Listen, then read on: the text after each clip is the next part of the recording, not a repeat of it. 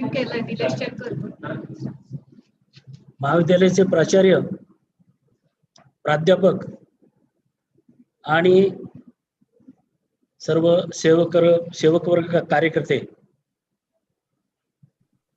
आज भारतीय विद्यापीठाचे संस्थापक, भारतीय विद्यापीठ अहमद विश्वविद्यालयाचे संस्थापक आणि पहिले कुलपती आणि राज्याचे ज्येष्ठ नेते आदरणीय डॉक्टर पतंगरावजी कदम सर यांच्या जयंतीनिमित्त आपण त्यांच्या स्मृतींना उजाळा देण्यासाठी मला इथे निमंत्रित केलं, त्याबद्दल मी आपले आभार मानतो. साहेबांचा जीवनपट जो आहे तो अतिशय प्रेरणादायक असा जीवनपट आहे, परंतु वेळ थोडा असल्यामुळे आपण थोडक्यात त्यांच्या आठवणींना उजाळा देणार आहोत. माननीय डॉक्टर पतंगराव कदम साहेब यांचा जन्म सोनसळ या गावामध्ये झाला. सोनसळ हे केवळ 700 लोकवस्तीचं त्यावेळचं गाव, अशा गावामध्ये त्यांचा जन्म झाला आणि साहेबांचं शिक्षण सोनसळमध्ये प्राथमिक शिक्षण झालं. 7वी पर्यंत शिरसगाव या ठिकाणी शिक्षण झालं आणि 7वी ते शिरसगावच्या प्राथमिक शाळेतून इयत्ता 7वी पास झाले. आणि योगायोग असं झाला, मी सुद्धा आमच्या गावच्या चिंचणीच्या प्राथमिक शाळेतून इयत्ता 7वी पास झालो. एकाच वर्षी आम्ही 1955ला इयत्ता 7वी पास झालो. आणि पुढच्या शिक्षणासाठी कुठे जायचं तर आमच्या भागामध्ये त्यावेळेला कुंडल येथे नाना पाटील बोर्डिंग या नावाचे वसतिगृह होतं. कुंडल हे क्रांतिकारकांचं गाव, अतिशय जागरूक गाव आणि कुंडल हे चळवळीचं गाव त्यावेळेला संबोधलं जात होतं. आणि औंध संस्थान जे होतं सातारा जिल्ह्यामध्ये, त्या औंध संस्थानच्या ज्या 3 राजधान्या होत्या, त्या 3 राजधान्यांपैकी कुंडल ही एक राजधानी होती. आणि त्या राजधानीच्या ठिकाणी तिथल्या संस्थानिकांनी प्रतिनिधी हायस्कूल कुंडल ही माध्यमिक शाळा सुरू केली होती. टुमदार इमारत, अतिशय सुंदर इमारत, चांगला शिक्षक वर्ग, अशा प्रकारचं ते शैक्षणिक केंद्र होतं. आणि त्यामुळे मी जसा निर्णय घेतला तसा साहेबांनी सुद्धा निर्णय घेतला. साहेबांचे वडील आदर्श शेतकरी होते आणि साहेबांचे चुलत आजोबा हरिदादा म्हणून होते, हरी सुभानजी कदम, ते त्यावेळेला सोनसळचे सरपंच होते. आणि त्यांनीच, हरिदादानीच निर्णय घेतला की पतंगराव साहेबांना कुंडलच्या नाना पाटील बोर्डिंगमध्ये ठेवायचं. आणि आम्ही दोघे 1955ला कुंडलच्या नाना पाटील बोर्डिंगमध्ये माध्यमिक शिक्षणासाठी दाखल झालो. आणि मी असं भाग्यवान माणूस आहे की 1955 पासून साहेबांच्या ह्याच्यापर्यंत, आमचा शेवटपर्यंत मला त्यांचा सहवास लाभला, असं मी भाग्यवान आहे. जवळजवळ 62 वर्षाचा आमचा सहवास लाभला. आम्ही कुंडलच्या नाना पाटील बोर्डिंगमध्ये राहिलो. प्रतिनिधी हायस्कूलमध्ये आम्ही माध्यमिक शिक्षण घेतलं. आणि साहेब त्यानंतर आम्हाला कुंडलमध्ये कर्मवीर भाऊराव पाटील आलेले होते. त्यांच्याकडून असा संदेश मिळाला की रयत शिक्षण संस्थेने स्वावलंबी शिक्षणाचा प्रयोग त्या ठिकाणी बऱ्याच वर्षापासून चालू केलेला आहे. ज्या गरीब कुटुंबातील विद्यार्थ्यांना शिक्षण घेता येत नाही, शिक्षणापासून वंचित राहतात परिस्थितीमुळे, अशा विद्यार्थ्यांना स्वावलंबनातून शिक्षण घेता येईल आणि ती संधी खेड्यातल्या विद्यार्थ्यांनी घ्यावी, अशा प्रकारचं कर्मवीर अण्णांनी त्यावेळेला आवाहन केलं. आणि साहेबांना ते भावलं. आणि पतंगराव साहेबांनी सुद्धा निर्णय घेतला की साताऱ्याला आपण रयत शिक्षण संस्थेमध्ये पुढच्या शिक्षणासाठी जायचं, उच्च शिक्षणासाठी. आणि आम्ही दोघेही 1959 साली आम्ही साताऱ्याच्या छत्रपती शिवाजी कॉलेजमध्ये दाखल झालो. छत्रपती शिवाजी कॉलेजला 4 वसतिगृह होती, त्यापैकी 4 नंबरच्या हॉस्टेलमध्ये आम्ही दोघेही राहिलो, एकाच रूम मध्ये. आणि पतंगराव साहेबांचा विशेष असा स्वभाव की ते अतिशय चळवळीत आणि कुठेही गेलं तरी पुढे असलं पाहिजे, चळवळीमध्ये पुढे असलं पाहिजे, कुठल्याही कार्यामध्ये पुढे असलं पाहिजे. आणि शाळेत शिक्षक वर्ग, कॉलेजचे प्राध्यापक वर्ग त्यांच्याशी परिचय करून घ्यायचा.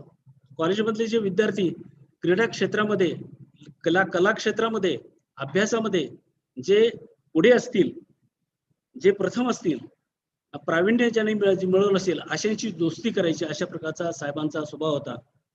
आणि त्यावेळेला सुरुवातीला पहिल्या टर्म मध्येच शिवाजी कॉलेजमध्ये जिमखान्याच्या निवडणुका लागल्या.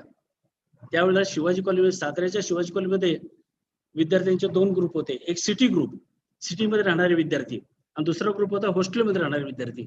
आणि कॉलेजची 4 हॉस्टेल्स असल्यामुळे विद्यार्थ्यांची संख्या, हॉस्टेलच्या विद्यार्थ्यांची संख्या मोठी होती आणि त्यामुळे हॉस्टेलचे मतदार जास्त होते. आणि त्या निवडणुकीमध्ये, जिमखाना निवडणुकीमध्ये साहेब डिबेटिंग युनियनचे सेक्रेटरी म्हणून निवडून आले. म्हणजे पहा, कॉलेजच्या पहिल्याच वर्षी नौका विद्यार्थी एखादी निवडणूक जिंकतो, म्हणजे खऱ्या अर्थाने साहेबांच्या सार्वजनिक जीवनाचा, राजकीय जीवनाचा, सामाजिक कार्याचा पाया जो घातला गेला तो खरा शिवाजी कॉलेजच्या त्या प्रांगणामध्ये घातला गेला. आणि त्यानंतर साहेबांनी धुमधडाक्याने वाटचाल सुरू केली. प्राचार्य बॅरिस्टर पी.जी. पाटील हे आमचे त्यावेळेचे प्राचार्य होते. प्राचार्यांचा परिचय करून घेतला. आम्ही जे 4 नंबरच्या हॉस्टेलमध्ये राहत होतो त्यावेळेला त्या रेक्टरच्या रूममध्येच आम्ही अभ्यास करायचो आणि साहेब नंतर त्यांच्या रूममध्येच राहू लागले. आमच्या शिवदळेचे प्राचार्य डॉक्टर एस.आर. सूर्यवंशी म्हणून त्यावेळेला रेक्टर होते. आम्हाला त्यांच्या रूममध्ये साहेब अभ्यास करायचे. त्यानंतर साहेबांनी शिवाजी कॉलेज सोडल्यानंतर ते पुण्याला आले. साहेबांचं स्वप्न होतं काहीतरी आगळं वेगळं करायचं, शिक्षण घ्यायचं, पारंपरिक शिक्षण घ्यायचं, डिग्री मिळवायची, नोकरी करायची, अशा प्रकारचं नाही, साचेबंद नाही जीवन जगायचं. तर जगाचे डोळे दिपवणारं काहीतरी आगळं वेगळं कार्य करायचं, असं विद्यार्थी दशेपासून साहेबांचं स्वप्न होतं. आणि हे स्वप्न उराशी बाळगून साहेबांनी पुण्याची वाट धरली. आता पुण्यामध्ये आपल्याला खरं म्हणजे भाड्याने खोली घ्यायची म्हटलं तरी अवघड. पुण्यामध्ये अशा प्रकारे पुण्यामध्ये स्थान कसं आपण बळकट करायचं, पुण्यामध्ये कशी संस्था उभी करायची, असा प्रश्न होता. आणि त्यावेळेला त्यांनी ठरवलं की स्वावलंबनातून शिक्षण घ्यायचं. त्यावेळेला खेड्यापाड्यातल्या शेतकऱ्याच्या घरी मुलांना उच्च शिक्षण देण्यासारखी परिस्थिती नव्हती त्या काळामध्ये. त्यामुळे साहेबांनी निर्णय घेतला स्वावलंबी शिक्षण आपण घ्यायचं. आणि म्हणून टीडीचा कोर्स पुण्यामध्ये केला, वाडिया कॉलेजमध्ये टीडी जॉईन केलं. मग राहायचं कुठे, तर हडपसरला ओळख काढून हडपसरच्या शाळेमध्ये त्यावेळेला सुभेदार म्हणून हेडमास्टर होते, त्यांचा त्यांनी परिचय करून घेतला. आणि साहेब जिथे परिचय करून घेतील तिथे ते प्रभाव टाकत असत आपला आणि कन्व्हिन्स करत असत. कन्व्हिन्सिंग पॉवर अतिशय साहेबांची चांगली होती. मग सुभेदार सरांनी तिथे राहण्याची सोय केली साहेबांची. साहेब तिथे टीडी झाले आणि टीडी झाल्याबरोबर रयत शिक्षण संस्थेने साहेबांना पार्ट टाइम शिक्षकाची ऑर्डर दिली. पार्ट टाइम शिक्षक, साधना विद्यालय हडपसर, रयत शिक्षण संस्थेचं पगार किती, 70 रुपये. अशा परिस्थितीत साहेबांनी काम केलं. आणि हडपसरमध्ये काम करत असताना साहेबांनी विचार केला, मूळ आपलं ध्येय काय आहे पुण्याला यायचं, तर आगळं वेगळं काहीतरी काम उभं करायचं, समाजाची सेवा करण्यासाठी, शिक्षण क्षेत्रामध्ये काम करण्यासाठी काहीतरी वेगळी संस्था निर्माण करायची. मग पुणे, सांगली, सातारा, कोल्हापूर या जिल्ह्यातून जे पुणे जिल्ह्यात आणि पुणे शहरामध्ये जे शिक्षण क्षेत्रामध्ये लोक काम करत होते किंवा इतर क्षेत्रामध्ये काम करत होते त्या सर्वांशी त्यांनी संपर्क साधला. साहेबांनी त्यांना एकत्र केलं आणि 1964 साली भारतीय विद्यापीठाची साहेबांनी स्थापना केली. 10 मे 1964 आपल्याला माहिती आहे. आणि संस्था स्थापन केली. आणि त्यानंतर 1965 ला त्यावेळेला गणित आणि इंग्रजी हे विषय जे होते त्या विषयामध्ये विद्यार्थी मागे पडायचे, ग्रामीण भागातले, शहरी भागातले सुद्धा. म्हणजे गणिताला वाघिणीचं दूध समजलं जायचं आणि इंग्रजीला ज्ञानाची खिडकी समजलं जायचं. म्हणजे तुम्हाला कुठल्याही विषयातलं, कुठलाही विषय असू द्या, त्या विषयातलं ज्ञान तुम्हाला संपन्न करायचं असेल तर तुम्हाला तुमचा इंग्रजीवर प्रभुत्व पाहिजे.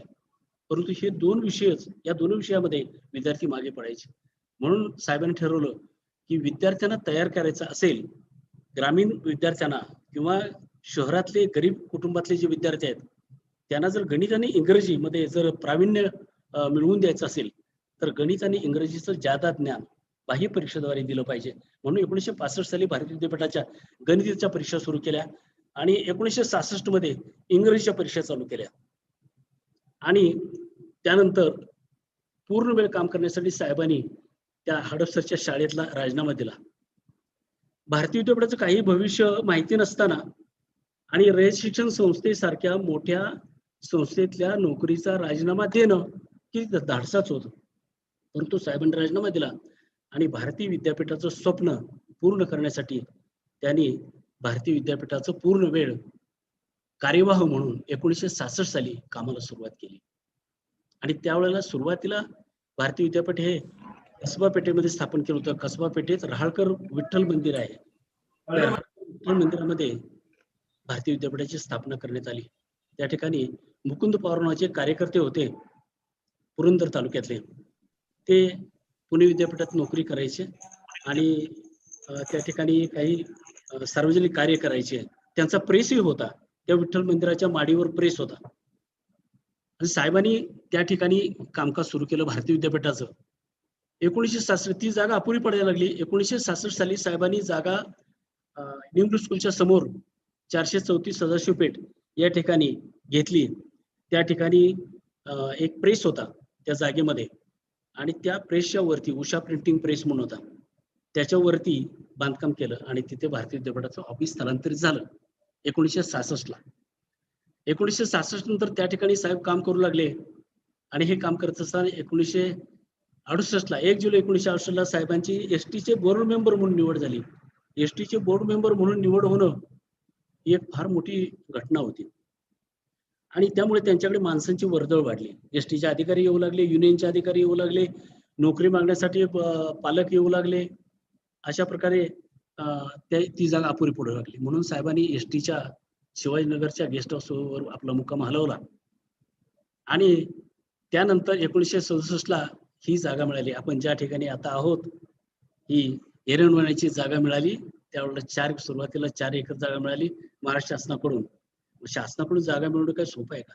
परंतु साहेबांनी 4 एकर जागा पुण्यासारख्या ठिकाणी ही जागा मिळाली. या ठिकाणी काहीही नव्हतं, फक्त झाडे झुडपं होती, नाले होते आणि ही जागा पुन्हा सपाट केली आणि सपाटीकरण करून या ठिकाणी शैक्षणिक कार्याला सुरुवात केली. 1968 ला या ठिकाणी मोरे विद्यालय चालू केलं. सुरुवातीला मोरे विद्यालय हे पौड फाट्यावर एका बरॅकमध्ये चालू केलं होतं. बरॅकमध्ये भाड्याची जागा घेतली होती. 32 विद्यार्थी होते आणि एरी नावाचे त्या ठिकाणी हेडमास्टर होते आणि 1 वर्ष त्यांनी काम केलं आणि 68 ला या कॅम्पसमध्ये एक शेड वजा इमारत बांधली. आता तुमच्या यशवंतराव मते कॉलेजच्या ज्या सायन्सच्या लॅबोरेटरीज आहेत त्या ठिकाणी आपली ती इमारत होती. जो 4-5 अशा वर्गखोल्या असलेली ती बैठी इमारत, आपली पत्र्याची चाळ असल्यासारखी इमारत होती. ती भारतीय विद्यापीठाची पहिली इमारत. त्या इमारतीमध्ये शाळा सुरू झाली. त्यानंतर साहेबांनी निर्णय घेतला की आपली स्वतःची इमारत, चांगली मोठी इमारत पाहिजे, हे हायस्कूल वाढवलं पाहिजे. हे हायस्कूल काही पारंपरिक शिक्षण देणारे हायस्कूल म्हणून साहेबांनी चालू केलं नाही. पुण्यामध्ये त्या काळामध्ये मोठ्या ज्या शाळा होत्या, नामवंत शाळा ज्या होत्या, त्या शाळामध्ये गरीब विद्यार्थ्यांना प्रवेश मिळायचा नाही. गरीब असल्यामुळे नव्हे, गरिबीमुळे विद्यार्थ्यांना सुविधा नव्हत्या कुटुंबामध्ये आणि त्यामुळे त्यांना अभ्यास करता येत नसे आणि त्यामुळे त्यांना कमी मार्क्स मिळायचे आणि मेरिटचे विद्यार्थी आहेत ते त्या शाळांमध्ये जात असत. मग इतर शाळांनी, नामवंत शाळांनी रिजेक्ट केलेले, नाकारलेले विद्यार्थी कुठे जाणार? त्यांची सोय करण्यासाठी एक प्रायोगिक विद्यार्थी, अशा प्रकारे रिजेक्टेड विद्यार्थी आहेत ते मेरिटमध्ये आणण्याचा प्रयोग करणारं विद्यालय म्हणून शंकरराव मोरे विद्यालय हे साहेबांनी सुरू केलं. शंकरराव मोरे विद्यालयाचे निकाल 90% पासून 100% लावण्याचा विक्रम केला आणि या 1968-1969 पासून महादार सर हडपसरच्या साधना विद्यालयामध्ये होते. महादार सर त्या ठिकाणी हेडमास्टर म्हणून आणले. त्यावेळेला मग महादार सर आले, म्हेत्रे सर आले, वसंतराव म्हेत्रे सर, त्यानंतर पुन्हा नागो निलाके सर आले, बाग पवार सर आले, ही सगळी मंडळी आली. सुरुवातीच्या काळात आलेले जे कार्यकर्ते होते साहेबांच्या बरोबर, त्या कार्यकर्त्यांना भारतीय विद्यापीठाचं भविष्य काय माहिती नव्हतं. तरी सुद्धा साहेबांच्यावर श्रद्धा, साहेबांची झेप काय आहे हे याचा अंदाज असल्यामुळे आणि त्यांच्यावर श्रद्धा असल्यामुळे हे सगळी मंडळी आली आणि त्यांच्यावर श्रद्धेनं काम करू लागले आणि हे विद्यालय हळूहळू प्रगती करू लागलं, नावारूपाला येऊ लागलं. या विद्यालयासाठी इमारत पाहिजे होती. मग साहेबांनी असं केलं, साहेबांचे विचार होते की भारतीय विद्यापीठाला अध्यक्ष जे पाहिजेत ते विचारवंत असावेत. आपल्या संस्थेला दिशा देणारे असावेत. कुणी मोठे मंत्री, कुणी मोठे पुढारी असावेत असं नाही. तर दिशा देणारे आपल्याला काहीतरी खाद्य असं ज्ञानाचं खाद्य देणारे असे असावेत. म्हणून त्यांनी यशवंतराव मोहिते जे ज्येष्ठ विचारवंत होते आणि महाराष्ट्र राज्याच्या मंत्रिमंडळामध्ये मंत्री होते, ज्येष्ठ मंत्री होते, त्यांना अध्यक्ष केलं. यशवंतराव मोहिते साहेबांनी त्यावेळेला शुगरकेन इंडस्ट्री इन महाराष्ट्र अशा प्रकारचं पुस्तक लिहिलं होतं. ते पुस्तक अतिशय चांगलं होतं आणि त्या पुस्तकाचं भाषांतर करण्याचे परवानगी साहेबांनी महाराष्ट्र शासनाकडून घेतली आणि ते मराठीतलं पुस्तक जे भारतीय विद्यापीठ करणार होतं ते महाराष्ट्रातल्या सर्व शेतकऱ्यांना ते द्यायचं अशा प्रकारची कल्पना. मग छापण्यासाठी संगम प्रेस म्हणून आहे कोथरूडला, त्या संगम प्रेसमध्ये साहेब गेले. त्याचे मालक होते पटवर्धन साहेबांना म्हटले, साहेब म्हटले हे पुस्तक आम्हाला छापून द्या. म्हटले किती प्रती काढायच्या? म्हटले 50,000 काढाय की. अहो म्हटले 50,000? अहो मोठमोठे लेखक असतात ते 2,000 प्रती सुद्धा काढत नाहीत, कारण पुस्तक खपवणं काही सोपी गोष्ट नाही. साहेब म्हटले तुम्ही छापून द्या 50,000. त्याचं काय करायचं आम्ही पाहतो, आमच्याकडे प्लॅन आहे त्याचा. 50,000 प्रती छापून घेतल्या आणि महाराष्ट्रातले त्या काळामध्ये जे साखर कारखाने होते त्या साखर कारखान्यांना या प्रती दिल्या आणि त्या पैशातून त्या पुस्तकातून ही शंकरराव मोरे विद्यालयाची वास्तू उभी राहिली. पुस्तकातून वास्तू उभी करण्याचं जे किमया आहे ती भारतीय विद्यापीठाने त्या काळामध्ये केली. अशा प्रकारे हे साहेबांनी त्यानंतर पुन्हा ही वास्तू उभी राहिल्यानंतर ते कार्यालय जे होतं 434 सदाशिव पेठमध्ये ते कार्यालय इथे आणलं. मोरे विद्यालयाच्या पोर्चवर साहेबांचं ऑफिस असायचं. शेजारच्या रूममध्ये मध्यवर्ती कार्यालय आणि सभागृह अशा प्रकारचं हे होतं. साहेब त्यावेळेला एकटे राहायचे पुण्यामध्ये आणि दिवसभर इथंच असायचे. एकच शाळा. मधल्या सुट्टीत विद्यार्थी सुटले आणि शिक्षक वगैरे शिक्षकांच्या डब्यामध्येच जेवण काही वेळेला करायचे, म्हणजे मिक्सअप व्हायचे. शिक्षकामध्ये स्टाफमध्ये मिक्सअप व्हायचे. याच्यामध्ये कसबा पेठेमध्ये सुद्धा कार्यालय होतं. तिथे संध्याकाळी शाळा सुटली की संध्याकाळी जायचे तिथे आणि सेवकांना म्हणायचे चला आता बस काम बाजल चला आणि आपण शनिवारवाड्यावर जाऊ. शनिवारवाड्यावर जाऊन भेळ खायची. अशा प्रकारे स्टाफमध्ये मिसळायचे साहेब. हे मोरे विद्यालयाची इमारत झाली, पुस्तकातून वास्तू तयार झाली आणि त्यानंतर भारतीय विद्यापीठानं 1978 मध्ये 1978 पर्यंत फक्त शंकरराव मोरे विद्यालय आणि गणित इंग्रजी परीक्षा एवढाच भारतीय विद्यापीठाचा विस्तार होता. 1978 मध्ये भारतीय विद्यापीठाने उच्च शिक्षण क्षेत्रामध्ये प्रवेश केला. तो कसा केला तर 1974 मध्ये साहेबांनी पुणे विद्यापीठाची निवडणूक लढवली. पुणे शहरामध्ये शिक्षण क्षेत्रामध्ये काम करणारे काही दिग्गज व्यक्ती होत्या. मुजुमदार सर होते, हंसराज पाटील होते, पूर्वीचे हंसराज पाटील, आणि अशा काही मंडळींनी साहेबांना सुचवले की तुम्ही हायस्कूल चालवताय ठीक आहे, गणित इंग्रजी परीक्षा चालवता चांगलं काम आहे, तरी पण विद्यापीठात या, उच्च शिक्षण क्षेत्रात या आणि तुम्ही काहीतरी दिशा देऊ शकाल असं त्यांना वाटलं. आणि म्हणून 1974 ला निवडणूक लढवली आणि पुणे विद्यापीठाच्या कार्यकारिणीवर, सिनेटवर आणि कार्यकारिणीवर, त्यावेळेला कार्यकारिणी म्हणायचे, आता मॅनेजिंग काउन्सिल म्हणतात, एक्झिक्युटिव्ह काउन्सिल त्यावेळेला म्हणायचे पुणे विद्यापीठात. त्यावेळेला साहेब त्या एक्झिक्युटिव्ह काउन्सिल आले. साहेबांना कळून चुकलं की अरे हायस्कूल इतकंच उच्च शिक्षणामध्ये जाणं महत्वाचं आहे, कारण विद्यार्थ्यांना उच्च शिक्षणाची संधी द्यायची असेल, ग्रामीण भागातल्या शहरातल्या गरीब विद्यार्थ्यांना संधी द्यायची असेल तर आपल्याला उच्च शिक्षण प्रवेश केला पाहिजे. आणि 1978 ला Yashwantrao Mohite college, institute of management आणि त्यानंतर न्यू लॉ कॉलेज ही कॉलेजेस स्थापन केली आणि जोमात चालली अगदी. आणि त्यानंतर जी भारतीय विद्यापीठाने झेप घेतली, म्हणजे साहेबांनी जी झेप घेतली ते अजिबात थांबले नाहीत कुठे. मग नवी मुंबईला वसंतराव दादा मुख्यमंत्री असताना विना अनुदान उच्च शिक्षणाच्या शाखा काढण्याची परवानगी त्यावेळेला दिली. आपल्या विद्यार्थ्यांना महाराष्ट्रातल्या डॉक्टर व्हायचं असेल, इंजिनियर व्हायचं असेल तर इतर राज्यात जावं लागत असेल, कारण मोजकी कॉलेजेस, गव्हर्नमेंटची मोजकी कॉलेजेस होती महाराष्ट्रामध्ये आणि त्यामुळे हे संधी गरिबाच्या विद्यार्थ्यांना मिळत नव्हती. म्हणून वसंतदादांनी निर्णय घेतला की विना अनुदान कॉलेज चालवण्याला खाजगी शिक्षण संस्थांना परवानगी द्यायची. आणि तो अध्यादेश निघाल्यानंतर, तो GR निघाल्यानंतर साहेबांनी त्याचा पुरेपूर फायदा घेतला आणि भारतीय विद्यापीठाचं कॉलेज ऑफ इंजिनिअरिंग सुरू केलं, भारतीय विद्यापीठाचं पॉलिटेक्निक सुरू केलं. हे पुण्याला तर सुरू केलंच, पण मुंबईला सुद्धा आपण कॉलेज ऑफ इंजिनिअरिंग त्या काळात सुरू केलं आणि पॉलिटेक्निक सुरू केलं. म्हणजे नवी मुंबईला आपण शैक्षणिक केंद्र सुरू केलं. त्याच्या अगोदर आपण शाळा सुरू केली होती नवी मुंबईला. नवी मुंबईला शाळा कशी सुरू केली, तर नवी मुंबईला CBD बेलापूर हा जो भाग आहे, त्या CBD बेलापूर भागामध्ये शासनाने एक आधुनिक वसाहत बांधलेली होती. त्या वसाहतीमध्ये सर्व प्रकारच्या पायाभूत सुविधा असाव्यात म्हणून त्या सुविधापैकी एक सुविधा म्हणजे शालेय शिक्षणाची. त्याकरता 36 वर्गखोल्याची एक भव्य इमारत त्या ठिकाणी शासनाने अगोदर बांधली होती सिडकोने, आणि जाहिरात दिली वर्तमानपत्रामध्ये की ज्या शिक्षण संस्था नवी मुंबईमध्ये काम करण्यासाठी तयार आहेत माध्यमिक शिक्षण क्षेत्रामध्ये, त्यांनी आमच्याकडे प्रस्ताव पाठवावा. भारतीय विद्यापीठातून पाठवला. अनेक शिक्षण संस्थांपैकी भारतीय विद्यापीठाची निवड झाली आणि भारतीय विद्यापीठाला त्या नवी मुंबईचं ती 36 वर्गखोल्याची इमारत मिळाली. म्हणजे आपण विकत घेतली म्हणजे ती इमारत सिडकोकडून, आणि त्या ठिकाणी एक क्रीडांगणाचा प्लॉट ही मिळाला. कालांतराने त्या ठिकाणी आपल्याला दुसरा कॉलेज शिक्षणाचा प्लॉट मिळाला.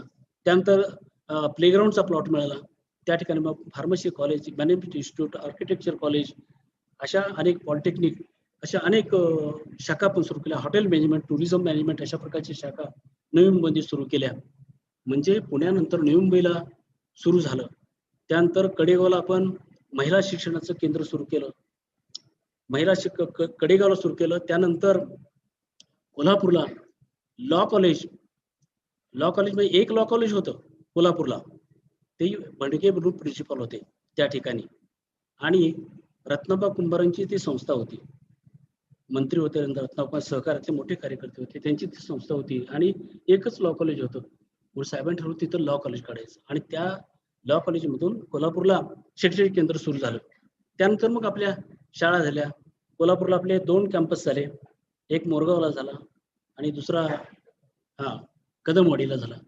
अशा प्रकारे कोल्हापूरचं केंद्र वाढलं. म्हणजे पुण्यानंतर नवी मुंबई, कोल्हापूर, कडेगाव, त्यानंतर सांगलीनंतर सोलापूर, साताऱ्यामध्ये आपण एक शाळा चालवतो, न्यू स्कूल, आपण एक शाळा चालवतो, JW iron English medium school, अतिशय नामवंत शाळा आहे. सातारा शहरामध्ये परिसरामध्ये प्रसिद्ध असलेली ही शाळा आहे. अत्यंत मेरिटमध्ये चाललेली शाळा आहे. आणि त्यानंतर आपण सोलापूरला सुद्धा केंद्र चालू केलं. म्हणजे पुणे, नवी मुंबई, सांगली, सातारा, कोल्हापूर, पाचगणी या ठिकाणी आपली केंद्र सुरू झाली.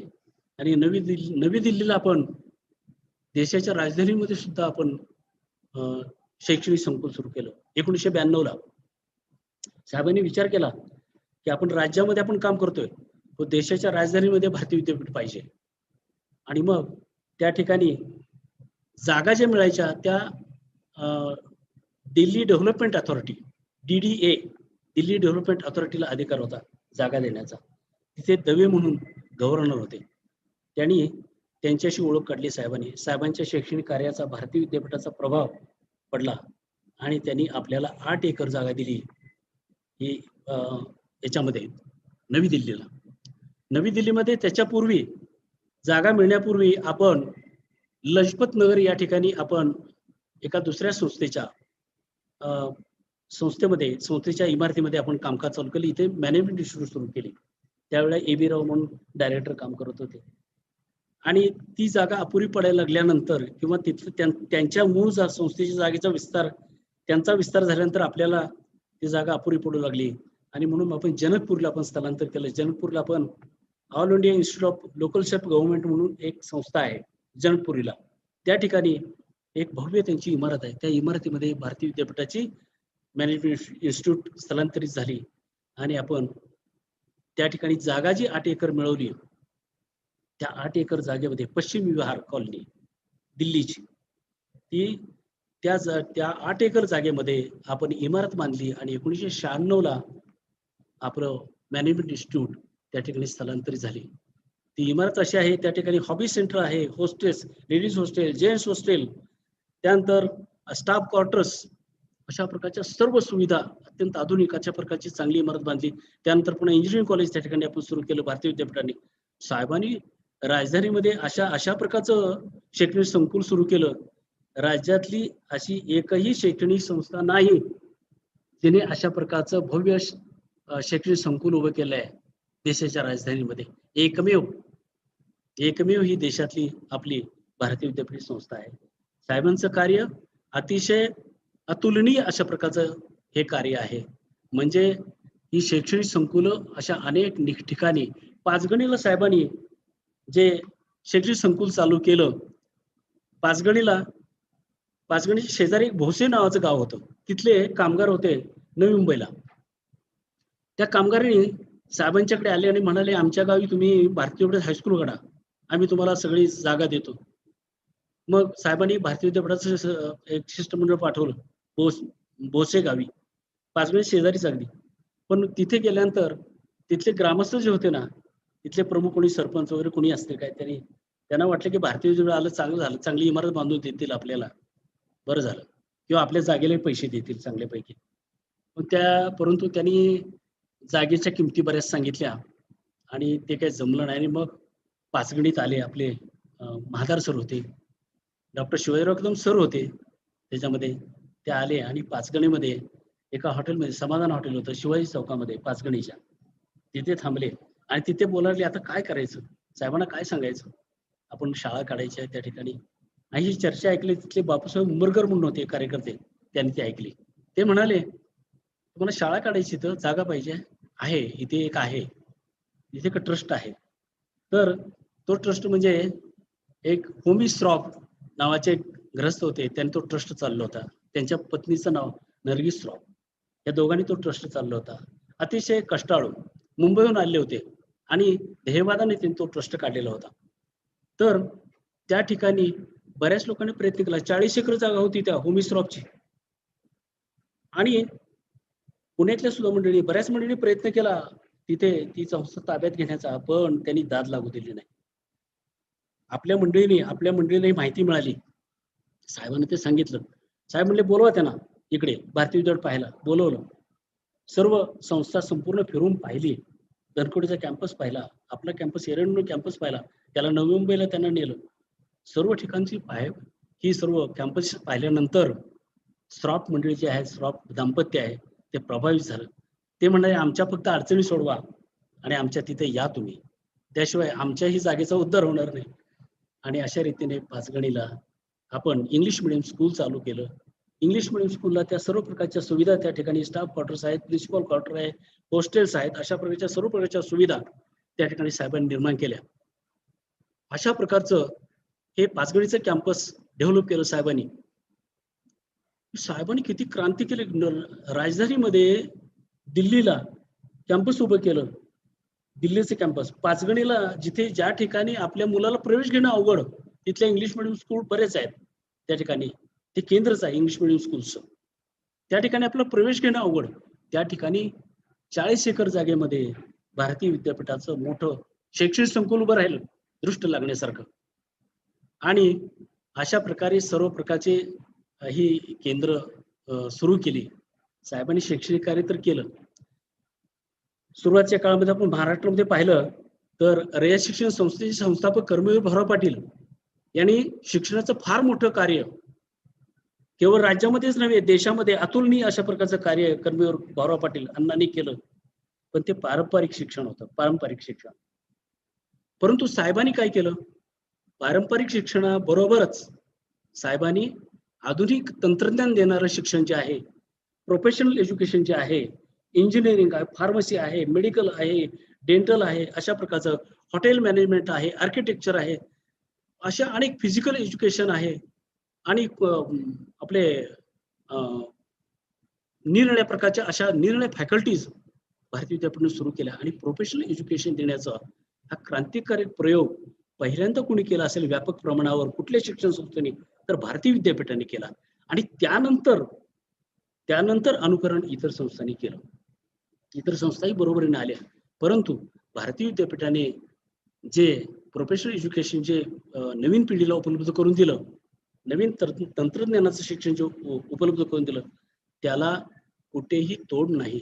अशा प्रकारे हे भारतीय विद्यापीठाची ही प्रगती अशा प्रकारची झाली आणि कर्मवीर अण्णांपासूनच साहेबांनी प्रेरणा घेतली आणि साहेब अतिशय रयत शिक्षण संस्थेच्या सर्व शिक्षण संस्थेला मानायचे, कर्मवीर अण्णांना मानायचे आणि त्यामुळे त्यानंतर कालांतराने रयत शिक्षण संस्थेने साहेबांना त्यांच्या मॅनेजिंग कौन्सिलवर घेतलं, त्यांच्या हायर कमिटीवर घेतलं की इतका तरुण उमद्या स्वभावाचा आणि इतका चांगला हा कार्यकर्ता, हा नेता हे आपल्या संस्थेला पाहिजे आणि आपलाच माजी विद्यार्थी आहे.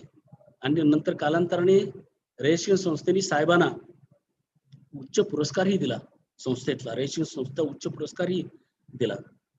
अशा प्रकारे शिक्षण क्षेत्रात काम केलं साहेबांनी. 1968 साली ज्यावेळेला साहेब हे भारतीय विद्यापीठाचं कामकाज करत असताना ज्यावेळेला एसटीचे बोर्ड मेंबर झाले त्यावेळेला एसटीचे बोर्ड मेंबर करण्यासाठी यशवंतराव मोहितेंनी वसंतराव दादा मुख्यमंत्री असताना त्यांना सांगितलं की माझ्याकडे परिवहन खातं आहे एसटीचं, तर एक कार्यकर्ता आहे पुण्याला काम करतो, चांगलं काम करतो, त्याला एसटीचं बोर्ड मेंबर करूया. आणि तुम्हाला का सांगतोय तर तुमच्या सांगली जिल्ह्यातला तो कार्यकर्ता आहे. तर दादा म्हटले ठीक आहे, चांगली कल्पना आहे, परंतु त्यांना जिल्हा परिषदेवर कुठेतरी आपण घेऊ. आता इतकी मोठी यशवंतराव मोहिते भाऊ म्हणायचे, भाऊ त्यांना आपण कुठेतरी जिल्हा परिषदेमध्ये घेऊ. आपण हे बोर्ड मेंबरशिप आहे ना, ते बोर्ड आपण एखाद्याला मंत्री करता येत नाही अशांना आपण देतो, अशा नेत्यांना देतो. काय म्हटले ते मंत्र्यापेक्षा चांगलं काम करून दाखवतील भाऊ म्हटले आणि मग त्यांना बोर्ड मेंबरशिप केलं. बोर्ड मेंबर केल्यानंतर साहेबांनी 10,000 ग्रामीण भागातल्या लोकांना, तरुणांना नोकऱ्या दिल्या. कोणाला हेल्पर केलं, कोणाला कंडक्टर केलं आणि कोणी ड्रायव्हर केले. अशा प्रकारे आणि जे चांगले उच्च शिक्षित होते तरुण मुलं खेड्यातली त्यांना depot manager, divisional controller, engineer, त्यानंतर पुन्हा टायर सुप्रिटेंडेंट अशा प्रकारच्या पोस्ट दिल्या आणि त्या मुलांनी चांगल्या प्रकारे सिद्ध केलं स्वतःला. एसटी मध्ये अशी चांगलं काम केलं. साहेबांचं ते जे साहेबांनी जी संधी दिली त्याचं सोनं केलं त्या तरुणांनी सुद्धा. अशा प्रकारे खेड्यातला तरुण कुठेही कमी पडत नाही, खेड्यातली मुलं कुठेही कमी पडत नाहीत हे साहेबांनी सिद्ध करून दिलं. अशा प्रकारे त्यावेळेचा काळ असा होता की साहेब एसटीचे बोर्ड मेंबर असताना खेड्यातनं लोक यायचे मुलांना घेऊन, आमचा मुलगा असा आहे, त्याला कंडक्टर करा, त्याला हेल्पर करा आणि कोणती मुलाखत न घेता त्याला तू जा शिरूरच्या डेपोला जा, तू जा साताऱ्याच्या डेपोला जा. अशा प्रकारे साहेब त्याला नोकरी द्यायची. असा आणि त्या पालकांना चहा द्यायचा आणि त्यांना विचारायचं कसे आलात, आज मुक्काम कुठे राहणार आहात. इतकी नोकरी मागणाऱ्यांची इतकी चौकशी करणारा आणि त्यांची सोय करणारा अशा प्रकारचा नेता आणि नोकरी देणारा असा पैसे न घेता असा नेता महाराष्ट्रात नव्हे देशात कुठे सापडणार नाही. हे साहेबांचं वैशिष्ट्य आहे. तर असा देव माणूस ज्यांनी लोकांचा म्हणजे लाखो लोकांचं पोशिंदे झाले हे साहेब, त्यांना माणसांची पारख चांगली होती अतिशय. समोर येणारा माणूस कसा आहे, गरजू आहे की लबाड आहे, फसवणार आहे की चांगलं काम करणार आहे, प्रामाणिक आहे, निष्ठावंत आहे का, साहेबांना लगेच कळायचं. मी साहेबांच्या माणसाची पारख असल्यामुळे इतकं साहेबांनी हे विश्व निर्माण केलं. हे केल्यानंतर साहेबांनी आपल्या आयुष्यामध्ये भारतीय विद्यापीठाचं काम करत असताना, हे सर्व करत असताना निवडणुका लढवल्या. राजकारणामध्ये साहेबांना, कारण आपण शिक्षण संस्था चालवत असताना, सार्वजनिक काम करत असताना, लोकांची कामं करत असताना सत्ता हातात पाहिजे. सत्तेचं माध्यम असेल तर लोकांची कामं करता येतात, हे साहेबांचा विचार होता आणि त्यामुळे साहेबांनी निवडणुका लढवल्या. पूर्वीचा भिलवडी वांगी मतदारसंघ आणि आत्ताचा पुरुष कडेगाव मतदारसंघ तोच मतदारसंघ, नाव फक्त बदललं. तर या मतदारसंघामधून साहेबांनी 6 वेळा निवडणुका जिंकल्या, 6 वेळा आमदार झाले आणि 20 वर्षे मंत्री होते. या मंत्रीपदाच्या काळामध्ये साहेब म्हणायचे सत्ता हातात येते कोणाच्याही, पण सत्ता कशी राबवतो आपण, लोक कल्याणासाठी कशी राबवतो, गरजू लोकांच्यासाठी कशी राबवतो याला महत्व आहे. साहेबांनी लहान असताना बालपणी खेड्यापाड्याच्या लोकांचं दुःख यातना पाहिलेल्या होत्या म्हणजे आषाढ लागला, पावसाळा सुरू झाला की घरातलं धान्य संपायचं, असा तो काळ होता. आणि मग शेतातली मक्याची कणसं आली, त्याच्यावर गुजराण करायची. अशा प्रकारचा तो काळ होता. आणि गोरगरिबांची कामं करायची असली तर आपल्याला शासनामध्ये सत्तेच्या पदावर पाहिजे. म्हणून साहेबांनी निवडणुका लढवल्या. 6 वेळा आमदार झाले आणि आमदार झाल्यानंतर 20 वर्षे मंत्री झाले. आणि त्यानंतर साहेबांनी ज्या खात्यामध्ये मंत्रिपद, ज्या खात्याचं मंत्रिपद आलं त्या खात्यामध्ये त्यांनी स्वतःचा ठसा उमटवला. उद्योग मंत्री झाले. अनेक ठिकाणी त्यांनी MIDC निर्माण केल्या. कडेगावला MIDC निर्माण केली, पलूसला MIDC निर्माण केली, मिरज तालुक्यामध्ये MIDC निर्माण केली. आणि त्या ठिकाणी अत्यंत चांगल्या सुविधा आणि खेड्यापाड्यातल्या मुलांना, तरुणांना उद्योजक बनवलं. हे फार क्रांतिकारक आहे ना. नोकऱ्या देऊन उपयोग नाही, नोकऱ्या देणारा माणूस निर्माण करायचा, ही साहेबांची धारणा होती. आणि अशा प्रकारे 20 वर्षे मंत्री म्हणून राहिले. राजकारणामध्ये साहेब जेव्हा काम करत होते, आमदार होते आणि मंत्री होते, त्या काळामध्ये भारतीय विद्यापीठाचं काम करायला त्यांना कसा वेळ मिळणार? मग त्या काळामध्ये साहेबांचे बंधू डॉक्टर शिवाजीराव कदम यांनी भारतीय विद्यापीठाची धुराजी सांभाळली. भारतीय विद्यापीठाची त्यावेळेला गतिमान प्रगती केली, ती अतुलनीय आहे. दिल्लीमध्ये निरनिराळ्या काउन्सिल्सच्या परवानगी आणणं आणि दिल्लीमध्ये निरनिराळ्या प्रकारच्या मंजुऱ्या आणणं, याचं काम डॉक्टर शिवाजीराव कदम सरांनी केलं. आणि निरनिराळ्या इमारती, ज्या भव्य इमारती भारतीय विद्यापीठाच्या उभ्या राहिल्या निरनिराळ्या संकुलामध्ये, त्या इमारतीचं नियोजन सुद्धा डॉक्टर शिवाजीराव कदम सरांनी केलं. आणि ते अतिशय अतुलनीय होतं. म्हणजे रामायणामध्ये आपण प्रभू श्रीरामाच्या पादुका सांभाळल्या भरतानी आणि ते राज्य सांभाळलं अयोध्येचं, तसं भारतीय विद्यापीठ हे डॉक्टर शिवाजीराव कदम सरांनी सांभाळलं त्या काळामध्ये. असा तो राजकारणातला तो काळ होता. साहेबांनी लोकांना दुर्लक्षित अशा प्रकारचं वनमंत्रीपद साहेबांना मिळालं. वनमंत्री झाल्यानंतर पुण्यामध्ये साहेबांनी क्रांतिकारक कार्य केलं. म्हणजे 20-25 ठिकाणी वन विभागाची ऑफिसेस होती भाड्याच्या जागेमध्ये. साहेबांनी एक काम केलं, शिवाजीनगरला त्यांनी वन भवन बांधलं आणि त्या ठिकाणी सर्व भव्य अगदी अशा प्रकारचं, आणि त्या ठिकाणी सर्व ऑफिसेस एकत्र आणली. अशा प्रकारचं आगळं वेगळं काम. कुंडल आपल्या मतदारसंघामध्ये त्यांनी एक प्रशिक्षण, वन विभागाचं प्रशिक्षण असं 10 एकर जागेमध्ये उभं केलं. म्हणजे आगळं वेगळं काम उभं करण्यामध्ये साहेबांचा हातखंडा होता. एक वेगळा ठसा त्यांनी केवळ शैक्षणिक क्षेत्रामध्ये नव्हे, केवळ उद्योग क्षेत्रामध्ये नव्हे, तर मिळेल त्या खात्यामध्ये त्यांनी शिक्षण खातं ज्यावेळेला त्यांच्याकडे आलं त्यावेळेला 96 लाख रुपये खर्च करून त्यांनी शिक्षक भवन बांधलं. भारताच्या कुठल्याही राज्यामध्ये शिक्षक भवन नव्हतं त्या काळामध्ये. शिक्षकांच्या सोयीसाठी शिक्षक भवन त्यांनी बांधलं. एक शिक्षकी शाळा होत्या त्या द्विशिक्षकी केल्या, कारण विद्यार्थ्यांची सोय व्हावी, चांगलं शिक्षण विद्यार्थ्यांना मिळावं, हा उद्देश होता. अशा प्रकारे साहेबांनी राजकारणामध्ये चांगलं काम केलं, शिक्षण क्षेत्रामध्ये अतिशय चांगलं काम केलं, भारतीय विद्यापीठ उभं केलं. पण भारतीय विद्यापीठाचं वैशिष्ट्य काय? केवळ शिक्षण संस्था वाढवल्या असं नाही, त्याच्या पाठीमागे विचार होता, त्याच्या पाठीमागे ध्येयवाद होता काही. आणि बलस्थानं कोणती आहेत भारतीय विद्यापीठाची? तर भारतीय विद्यापीठाने महिला शिक्षणाला फार मोठं प्रोत्साहन दिलं. आपल्याला माहिती आहे, कडेगावला तुम्ही बऱ्यापैकी लोकांनी पाहिलं असेल की महिला शिक्षण केंद्र आहे. अगदी प्रशालेपासून प्राथमिक शिक्षणापासून ते महाविद्यालयापर्यंत मुलींना उत्तम प्रकारचं शिक्षण देण्याची सोय केली. Arts, science, commerce. आज ग्रामीण भागातल्या मुली MSc, MA अशा प्रकारच्या MCOM झालेल्या आहेत. निरनिराळ्या क्षेत्रामध्ये स्वावलंबनाने त्या आपलं जीवन घडवत आहेत. अशा प्रकारचं चित्र, समाज बदलण्याचं चित्र साहेबांनी उभं केलं. हे महिला शिक्षण, पुण्याला आपलं महिला इंजिनिअरिंग कॉलेज सुरू केलं. या ठिकाणी एक कार्यक्रम होता एरंडवणी कॅम्पसमध्ये पूर्वी, आणि त्या कार्यक्रमाला महाराष्ट्र राज्याच्या शिक्षण मंत्री शरदचंद्रिका पाटील आलेल्या होत्या. या ठिकाणी इथेच कार्यक्रम झालेला होता, यशवंतराव मोहिते कॉलेजच्या समोर, शरदचंद्रिका पाटील. आणि त्या कार्यक्रमाला ससेवाडी, गोगलवाडी, त्यानंतर हे शिंदेवाडी आणि वेळू इथले लोक आलेले होते त्या कार्यक्रमाला, 20-25 लोक आले होते.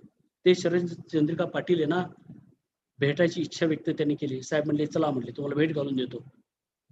आणि पाटील मॅडमना ते ग्रामस्थ म्हणाले की मॅडम, आमचे विद्यार्थी, आमची मुलं शाळेत जातात, शिवभूमी विद्यालय तिथे त्या ठिकाणी जातात, परंतु हायवेनं जावं लागतं, चालत जावं लागतं, मुलींना जाता येत नाही. आमची मुलींच्या शिक्षणाची अडचण आहे. आम्हाला आमच्या गावामध्ये शाळा द्या, आमच्या मुली शिकतील.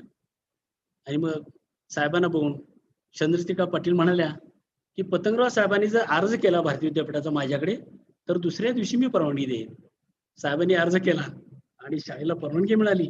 शिंदेवाडी वेळेला शाळा सुरू झाली आणि हजारो मुलींचं शिक्षण त्यामुळे झालं. अशा प्रकारे मुलींच्या शिक्षणाला भारतीय विद्यापीठाने उत्तेजन दिलं. हे भारतीय विद्यापीठाचं वैशिष्ट्य. कडेगावचं तुम्हाला माहिती आहे, एसटीच्या पास पासून अगदी भोजनापर्यंत आणि निवासापर्यंत मुलींच्या शिक्षणाची सोय केली. असं मुलींच्या शिक्षणाला उत्तेजन दिलं. समाजामध्ये, सामाजिक क्षेत्रामध्ये, राजकीय क्षेत्रामध्ये आणि इतर क्षेत्रामध्ये, कलेच्या क्षेत्रामध्ये, क्रीडा क्षेत्रामध्ये अतुलनीय कामगिरी करणारे जे लोक आहेत, अशा व्यक्तींना साहेबांनी भारतीय विद्यापीठाचा जीवन गौरव पुरस्कार देण्याची प्रथा सुरू केली. हे महत्वाचं आहे. माणसं काम करतात, अनेक लोक काम करतात त्यागी वृत्तीनं. एक जीवनातलं त्यांनी अशी म्हणजे व्रत म्हणून स्वीकारलेलं असतं आणि त्यातून काम करतात, परंतु त्याची पोच पावती कुठेतरी मिळावी, पाठीवर थाप कुठेतरी मिळाली पाहिजे. भारतीय विद्यापीठासारख्या नामवंत संस्थेने जर जीवन गौरव पुरस्कार दिला तर त्यांच्या आयुष्याचं सोनं झाल्यासारखं त्यांना वाटतं. अशा अनेक महाराष्ट्रातल्या कर्तबगार लोकांना, निष्ठेनं काम करणाऱ्या लोकांना आणि समाजाला वाहून घेतलेल्या लोकांना साहेबांनी जीवन गौरव पुरस्कार दिले आणि उत्तेजन दिलं. समाज बलवान होण्यासाठी, देश बलवान होण्यासाठी अशा प्रकारे समाजातल्या चांगल्या लोकांना प्रोत्साहन देण्याची गरज असते. आणि तीही ज्यांच्या हाती सत्ता आहे, जे शिक्षण संस्था चालवतात, अशा ज्यांच्या ठिकाणी कुठलीही सत्ता असो, त्या सत्तेचा उपयोग अशा कामासाठी केला पाहिजे. तो साहेबांनी केला. आणि दुसरं असं वैशिष्ट्य की साहेबांनी नावं जिथली आपल्या शाखाना, कुठल्या धनाढ्य व्यक्तीनं माझं नाव द्या, मी 10 लाख रुपये देतो, असं पैसे घेऊन म्हणजे संपत्ती घेऊन कोणाचंही नाव दिलं नाही. हे भारतीय विद्यापीठाचं वैशिष्ट्य. मग ते जवाहरलाल नेहरूंचं नाव दिलं असेल, आपल्या मातोश्रीचं नाव दिलं असेल, पैसे घेऊन कोणाचं नाव दिलं नाही. असे जवाहरलाल नेहरूंचं नाव दिलं, डॉक्टर बाबासाहेब आंबेडकरांची नावं दिली. अशा देशासाठी, समाजासाठी ज्यांनी आपलं आयुष्य खर्ची घातलं, अशा लोकांचं नामकरण आपल्या शाखाने केलं.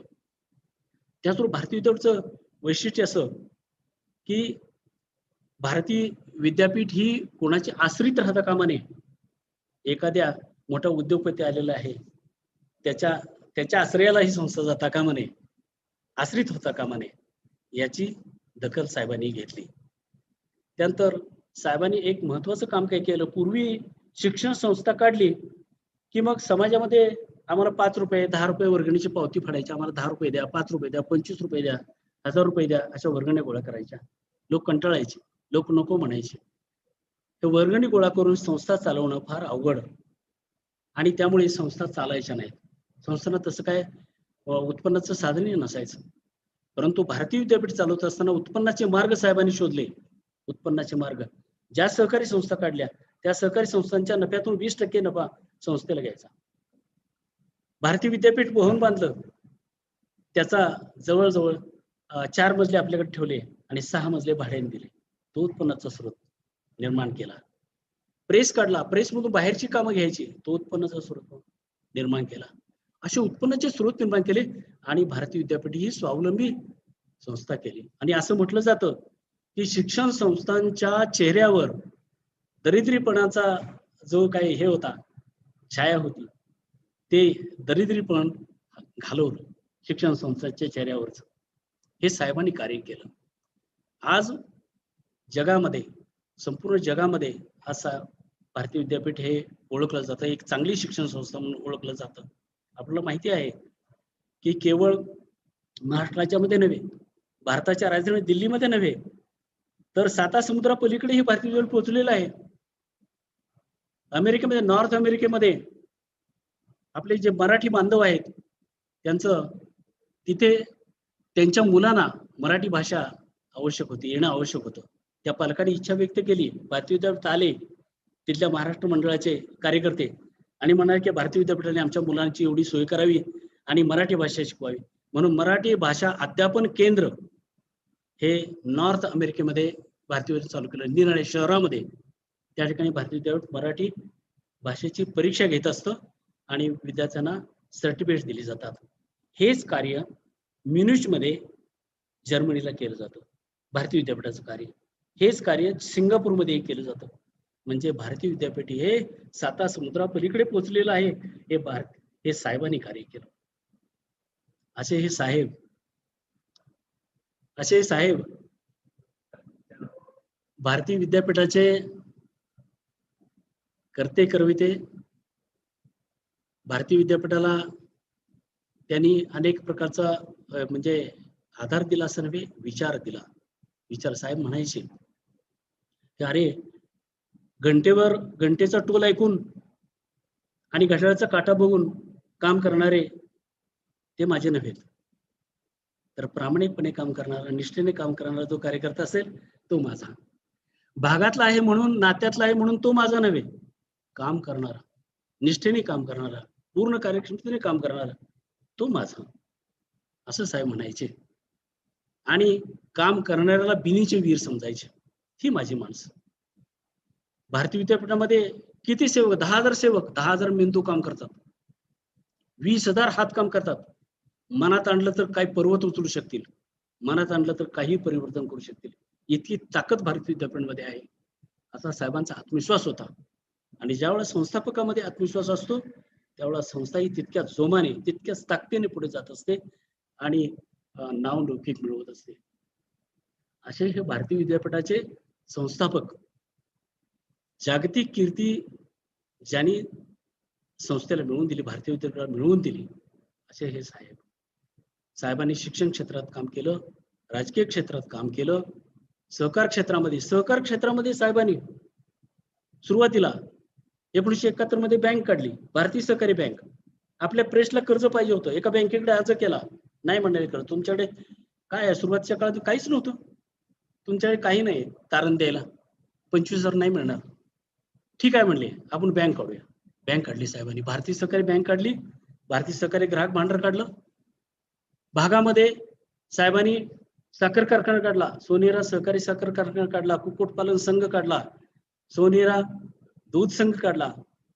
त्यानंतर 2 सूतगिरण्या काढल्या, पलुसला सहकारी सूतगिरणी काढली, सागरेश्वर सहकारी सूतगिरणी कडेगावला काढली. अशा सहकारी संस्था उभ्या केल्या. सहकारी संस्था उभ्या करताना फक्त उभ्या करताना साहेब भाग घ्यायचे. त्याचा अध्यक्ष व्हायची वेळ येईल त्यावेळेस दुसऱ्याला अध्यक्ष करायचं. संचालक व्हा, अध्यक्ष व्हा, तुम्ही चालवा. अतिशय निर्मळ अशा प्रकारचा कारभार, अतिशय आदर्श अशा प्रकारचा कारभार सहकारी संस्था मध्ये करण्याचा पायंडा साहेबांनी पाडला. साहेबांचे घेण्यासारखे आदर्श अनेक आहेत, त्यापैकी हा आहे. सहकारी संस्थांचं कार्य उभं केलं म्हणजे साहेबांनी त्या ठिकाणी खेड्यापाड्यातले जी मुलं आहेत त्यांना कुस्तीचा छंद आहे, खुराक मिळत नाही, प्रशिक्षण मिळत नाही म्हणून मागे राहतात. म्हणून कडेगावला कुस्ती केंद्र काढलं. काय कुस्ती केंद्राची इमारत आहे त्या ठिकाणी, म्हणजे पाश्चिमात्य पद्धतीची आणि देशी पद्धतीची कुस्ती त्या ठिकाणी प्रशिक्षण देण्याची व्यवस्था आहे. अतिशय सुंदर राहण्याची, पैलवानांची व्यवस्था, किती 50 येऊ दे 100 येऊ दे पैलवान त्या ठिकाणी त्यांच्या प्रशिक्षणाची उत्तम सोय त्या ठिकाणी, हवेशीर इमारत, उत्तम आधी डोंगराच्या पायथ्याला इमारत बांधलेली आहे. साहेबांनी कुठल्या क्षेत्रात काम केलं नाही. असं जागतिक कीर्तीची भारतीय विद्यापीठ संस्था स्थापन करणारे आणि भारतीय विद्यापीठ अहमद विश्वविद्यालय 1996 ला स्थापन केलं. अहो ते स्थापन करायचं म्हणजे आपल्या भारतीय विद्यापीठाच्या घटनेमध्ये सुरुवातीला 1964 ला साहेबांनी नमूद केलं होतं, या संस्थेचं विद्यापीठ करणार एक दिवस, विश्वविद्यालय करणार, हे घटनेमध्ये नमूद केलं होतं. बरोबरची माणसं म्हणायची काय बोलतायत हे, कसं होणार हे सर्व, साखर कारखाना करणार, अरे काय जवळ नाही साखर कारखाना काढणार. लोकांना, सामान्य माणसाला स्वप्न होतं, सगळ्या गोष्टी वाटायच्या, पण साहेबांच्या ठिकाणी मोठा आत्मविश्वास होता. माणसं जमा करण्याचं कौशल्य होतं, संघटन कौशल्य होतं आणि त्याच्या जीवावर साहेबांनी हे सर्व केलं. सहकारी संस्था आपल्याला माहिती आहे, ह्या सर्व सहकारी संस्था साहेबांनी स्थापन केल्या आणि अतिशय उत्तम रीतीनं ज्या चालवल्या. आता तुम्ही सोनेरा सहकारी साखर कारखान्याचं वर्तमानपत्र वाचलं असेल, एक रकमी FRP जो शासनाने दर ठरवला आहे, जास्तीत जास्त दर, तो सांगायची आता एकमेव कारखाना सोनेरा सहकारी साखर कारखाना आपला भारतीय विद्यापीठाच्या कार्यकर्त्यांनी चालवलेला तो देतो, जास्तीत जास्त दर शेतकऱ्यांना देतो. अशा प्रकारचं आपलं हे भारतीय विद्यापीठ. या भारतीय विद्यापीठ साहेब गेले 3 वर्षे झाली, फार लवकर गेले. त्यांनी स्वतःची काळजी घेतली नाही असं आम्हाला वाटलं. साहेबांनी अजून राहायला पाहिजे होतं, अजून त्यांना महाराष्ट्राचं नव्हे देशाचं भलं करता आलं असतं. आणि परंतु निसर्गापुढे कोणाचं चालत नाही, नशिबापुढे कोणाचं चालत नाही. साहेब गेले, परंतु त्यांच्यानंतर डॉक्टर विश्वजित कदम बाळासाहेब यांनी मात्र त्याच ताकदीनं इतकी झेप राजकारणामध्ये घेतलेली आहे. अतिशय चांगला लोकसंपर्क त्यांनी ठेवलेला आहे. शासनामध्ये त्यांना साहेबांच्या पुण्यामुळे त्यांना मंत्रिपद मिळालं बाळासाहेबांना, आणि बाळासाहेबांनी त्या संधीचं सोनं केलं. मतदारसंघामध्ये अनेक प्रकारची कामं, विधायक कामं त्यांनी केली. संकटाच्या काळामध्ये ते लोकांच्या मदतीला धावून गेले. आपल्या सर्वांना माहिती आहे, कृष्णेला जेवढा महापूर आला, तो महापूर भयानक, अनेकांचे संसार वाहून गेले. त्या काळामध्ये आधार देणारा एकमेव महाराष्ट्राचा नेता होता विश्वजित कदम. अशा प्रकारचे ह्या साहेबांनी हा वारसा निर्माण केला. साहेबांचं कर्तृत्व केवढं मोठं, अशा प्रकारचा वारसा निर्माण केला. साहेब म्हणायचे नेहमी, अरे काळीज द्या संस्थेला, काळीज द्या संस्थेला, तुमची काळजी संस्थेला. अशा प्रकारचा तो संदेश होता. आणि हा संदेश लक्षात घेऊन आपण साहेबांच्या पावलावर पाऊल टाकून जागतिक कीर्तीची संस्था निर्माण करणारे आणि अतिशय गुणवत्तेचं शिक्षण देणाऱ्या माध्यमिक शाळा असोत, उच्च शिक्षण संस्था असोत, त्या निर्माण करणारे आणि मेरिटच्या गुणवत्तेच्या शिक्षणाद्वारे भारतीय विद्यापीठाला अभिमत विश्वविद्यालयाचा दर्जा मिळवून देणारे आणि ज्यांना परमेश्वराने इच्छापूर्तीचं वरदान दिलेलं होतं, असा देव माणूस आपल्यातून निघून गेलेला आहे. तर त्यांच्या स्मृती आपण आयुष्यभर जागूया आणि भारतीय विद्यापीठाचा नावलौकिक असाच वाढवत राहूया. या निमित्ताने आपण मला बोलावलं. भारतीय विद्यापीठाच्या काही ज्या थोड्याफार आठवणी आहेत, त्या आठवणी मी तुम्हाला सांगितलेल्या आहेत. या निमित्ताने मी साहेबांच्या स्मृतींना विनम्र अभिवादन करतो आणि आपण सर्वांचे आभार मानून मी या ठिकाणी थांबतो. नमस्कार.